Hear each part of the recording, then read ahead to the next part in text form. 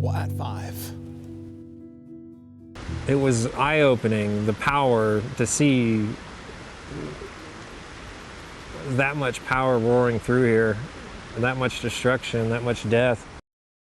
It's been 6 months since Helene ravaged western North Carolina, tearing through these communities and forcing many to start over from scratch.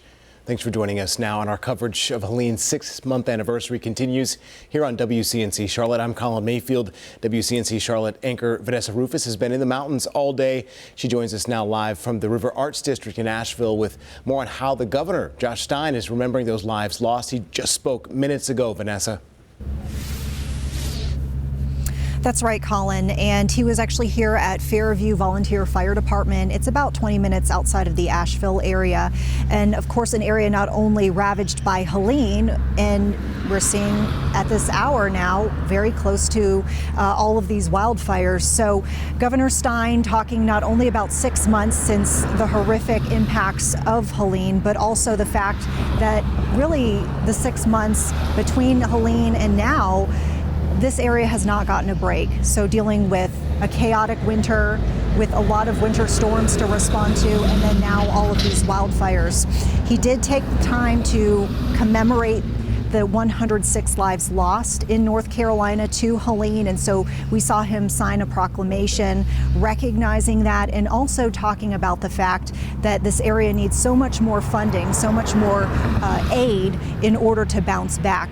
But two firefighters who he spoke of, Battalion Chief Tony Garrison and his nephew, Brandon Rupp, those were two lives that he honored specifically today as the family members of those two fallen firefighters during the response to Helene were standing next to him. He wanted to honor the sacrifice that they made. Take a listen to what he had to say about them and about all who served during the storm.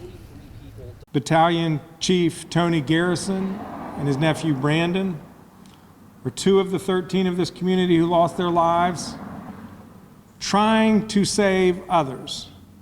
I don't think you can have a better testament to dedication of service than someone who loses their life trying to save the life of someone else.